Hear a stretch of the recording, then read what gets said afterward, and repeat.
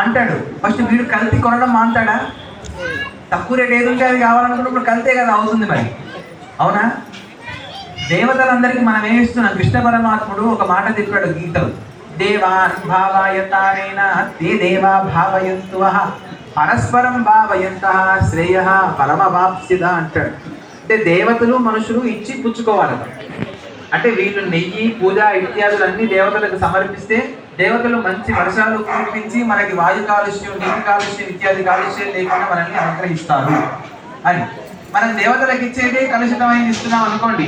అందుకే ఇప్పుడు వాయు ఏమైంది? గాలి కాలుష్యం, నీరు కాలుష్యం, తినే తిండి ఎందుకు? మనం అది ఇచ్చాము, అదే తిరిగి వస్తుంది మనకి దేవతల నుంచి. అందుకని మనం ఎప్పుడు కూడా యజ్ఞయాగాదులు చేసినప్పుడు సక్రమమైనటువంటి, వీలైతే యజ్ఞయాగాదులు చేసుకోకపోవడం ఉత్తమం, చేసుకుంటే కనుక సక్రమమైన మంచి ద్రవ్యాన్ని తెచ్చి చేస్తే ఆ పుణ్య ఫలం వేరు. దేవతలు కడుపు నిండి వాళ్ళు మనల్ని ఆశీర్వదిస్తారు. ఎందుకంటే దేవతలకు అదే ఆహారం, పెట్టే నైవేద్యం ఏమి వాళ్ళకి ఎక్కదు. హోమంలో ఇచ్చింది అగ్ని భగవానుడు తీసుకెళ్ళి ప్రత్యక్షంగా ఇస్తాడు వాళ్ళకి. సరే, ఇది పక్కన పెడితే త్రేతాయుగంలో యజ్ఞయాగాదులు చేసిన వాడికి మోక్షం. ద్వాపర యుగం కృష్ణుడు. అది ఇంతకుముందు త్రేతాయుగంలో మనిషి 15,000 సంవత్సరాల నుంచి 20,000 సంవత్సరాలు బతికేవాడు మనిషి ఆయుష్. ద్వాపర యుగంలో కృష్ణ పరమాత్మ. ఈ యుగంలో భక్తి ఉంటే చాలు పరమాత్మ మోక్షాన్ని ఇస్తాడు. అందుకే మీరు చూడండి, కుచేలుడు ఏమిచ్చాడు? ఎన్ని ఆయనకి ఏమిచ్చాడు? ఈయన లేని ఐశ్వర్యం ఇచ్చాడు. ఆ పిడికెడు అటుకులు పరమాత్మకి దొరకవా? రుక్మిణి ఓ పిడికెడు అటుకులు పట్టరా అంటే అమ్మవారు పట్టరాదా? ఆయన భాండాగారంలో పిడికెడు అటుకులు ఉండవా? మహారాజు కదా ఆయన, ఉండవా? కానీ ఏం చూశాడు ఆయన? భక్తితో ఇస్తే పరమాత్మ ఏదైనా స్వీకరిస్తాడు. ఉంటాడు కొంతమంది, మేము మీ గుడి కట్టాం, నువ్వు నాకు పూజ చెయ్యి, ఇట్లా వస్తాడు. నువ్వు కట్టి ఉండొచ్చు, కట్టిన దానికి నువ్వు కారణం ఏంటి? భక్తి లేకుండా నువ్వు నేను అనే అహంకారం ఎప్పుడైతే ఆలయంలో ప్రవేశిస్తుందో పరమాత్మ నీకు దూరం అయిపోతాడు, మనల్ని దూరం పెట్టేస్తాడు అక్కడి నుంచి, దగ్గర ఉంచుకోడు ఆయన. ఎందుకంటే కృష్ణ పరమాత్ముడు స్వయంగా చెప్పాడు, పత్రం పుష్పం ఫలం తోయం యోమే భక్త్యా ప్రయచ్చతి అని భగవద్గీతలో ఆయన చెప్పిన మాట. భక్తితో వాడు ఏమో కోట్లు, పూలదండలు, లక్షలు తీసుకురావాల్సిన అవసరం లేదయ్యా. ఒక పత్రము, ఒక పుష్పము, ఒక ఫలము, ఇవి కూడా చాట కదా, ఒక చెంబడు నీళ్లు పట్టుకురాని, అవి భక్తితో సమర్పించు చాలు అన్నాడు. అలాగని రేపటి నుంచి మీరు అందరూ పత్రం పుష్పాలు పట్టరాకండి గుడికి, ఆలయాలు నడవ అట్లా చేస్తే.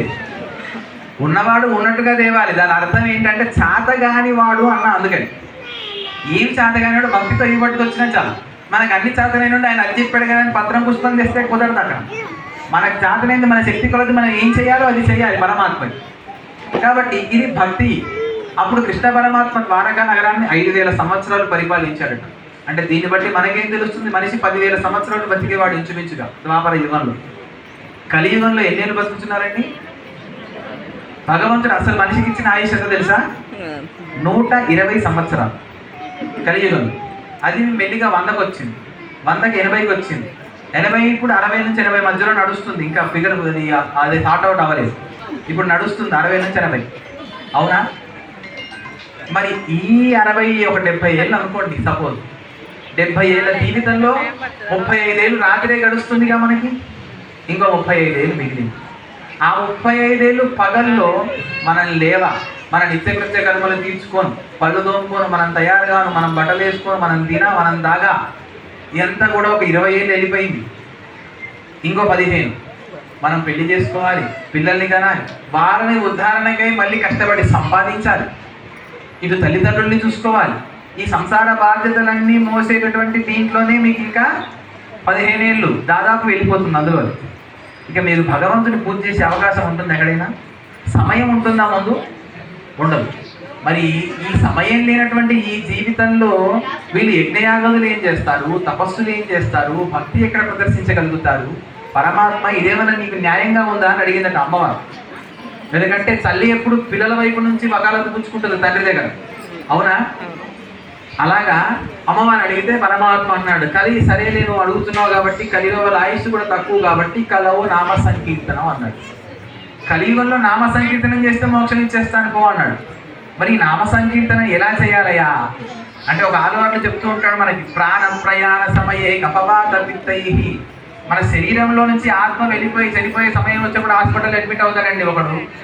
అడ్మిట్ అయిన వాడు డాక్టర్ చెప్తాడు ఇక వీడికి గ్యారెంటీ లేదు అని చెప్తాడు. అప్పుడు చుట్టాలందరూ ఏం చేస్తారు, వచ్చి చూపు చూసిపోదామని వస్తారా? వచ్చిన వాడు ఎవడైనా అరే ఇక నువ్వు పోతావట డాక్టర్ చెప్పిండు కానీ ఇక రామకృష్ణ అనుకో అని చెప్తాడు ఎవడైనా? చెప్పే ధైర్యము శక్తి ఎవరికైనా ఉంటుందా? చెప్తే ఏమవుతుంది అక్కడ వెంటనే పెద్ద గొడవ అవుతుంది. అంటే పోవాలనుకుంటున్నావా?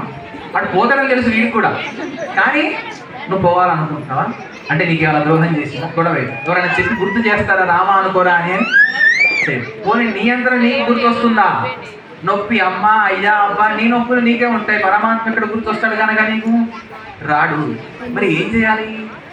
అందుకనే కూర్చుంటే లేస్తే పెద్దవాళ్ళు రామకృష్ణ అంటే చిన్నపిల్లల రామకృష్ణ అన్నారనుకోండి ఏమంటున్నారు? ఏ ముసలోడా అని అంటారా? అలా అనకూడదు, అనని ఇవ్వాలి అలాగే.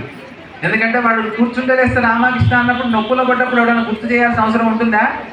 ఆ నొప్పే రాముడిని కృష్ణుని గుర్తు చేస్తుంది. కాబట్టి చివరి అవసాన సమయంలో కూడా పరమాత్మ గుర్తుకు రావడం చేత పరమాత్మ సాన్నిధ్యం పొందుతాడు. కాబట్టి అందరం కూడా చక్కగా ఇప్పుడు భగవంతుడి యొక్క నామ సంకీర్తన చేద్దాం. చక్కగా 2 చేతులున్న వాళ్ళు చెప్పట్లు కొట్టండి, నోరున్న వారు నోటితో నామాన్ని పలకండి. ఆగండి, నేను చెప్పినప్పుడు కొట్టుకోండి. నామాన్ని పలుకుతూ భగవంతుడి యొక్క నామాన్ని అందరూ కూడా చెబుతుండండి. బాజా రాధే రాధే రాధే రాధే రాధే గోవింద, రాధే రాధే రాధే రాధే రాధే గోవింద, రాధే రాధే రాధే రాధే రాధే గోవింద, రాధే రాధే రాధే రాధే రాధే గోవింద, బృందావన చంద్ర బృందావన చంద్ర, తులసి వన మాల తులసి వన మాల, అనాథ నాథ దీన బంధు రాధే గోవింద, అనాథ నాథ దీన బంధు రాధే గోవింద, పాండురంగ పండరినాథ రాధే గోవింద, పాండురంగ పండరినాథ రాధే గోవింద, పాండురంగ పండరినాథ రాధే గోవింద, పాండురంగ పండరినాథ రాధే గోవింద, బృందావన చంద్ర బృందావన చంద్ర, తులసి వన మాల తులసి వన మాల, అనాథ నాథ దీన బంధు రాధే గోవింద, అనాథ నాథ దీన బంధు రాధే గోవింద, శ్రీనివాస శ్రీ వెంకటేశ రాధే గోవింద, శ్రీనివాస శ్రీ వెంకటేశ రాధే గోవింద. అందరూ కూడా ఏమంటున్నారు? రాధేనా? ఏంటది? రాధే కాదు, రాధే. రాకి పొల్లు ఉండాలి. రాధే అంటే రాదు, నిజంగానే రాదు. రాధే అంటే భాషలో సౌందర్యం చూడు, ఒక్క పొల్లులో రాదు రాధ ఇంత తేడా వచ్చింది. కాబట్టి తాకి పొల్లు పెట్టి కడుపులో నుంచి తా రావాలి. శ్రీనివాస శ్రీ వెంకటేశ రాధే గోవింద, శ్రీనివాస శ్రీ వెంకటేశ రాధే గోవింద, బృందావన చంద్ర బృందావన చంద్ర, తులసి వన మాల తులసి వన మాల, రామచంద్ర రాధే గోవింద, రాధే గోవింద, బృందావన చంద్ర బృందావన చంద్ర, తులసి వన మాల తులసి వన మాల, అనాథ నాథ దీన బంధు రాధే గోవింద, అనాథ నాథ దీన బంధు రాధే గోవింద, పాండురంగ పండరినాథ రాధే గోవింద, పాండురంగ పండరినాథ రాధే గోవింద, బృందావన చంద్ర బృందావన చంద్ర, తులసి వన మాల తులసి వన మాల, అనాథ నాథ దీన బంధు రాధే గోవింద, అనాథ నాథ దీన బంధు రాధే గోవింద, అనాథ నాథ దీన బంధు రాధే గోవింద, అనాథ నాథ దీన బంధు రాధే గోవింద, రాధే రాధే రాధే రాధే రాధే గోవింద, రాధే రాధే రాధే రాధే రాధే గోవింద, బృందావన చంద్ర బృందావన చంద్ర, తులసి వన మాల తులసి వన మాల, బంధో రాధే గోవింద పాండురంగ పండరినాథ రాధే గోవింద పాండురంగ పండరినాథ రాధే గోవింద పాండురంగ పండరినాథ రాధే గోవింద పాండురంగ పండరినాథ రాధే గోవింద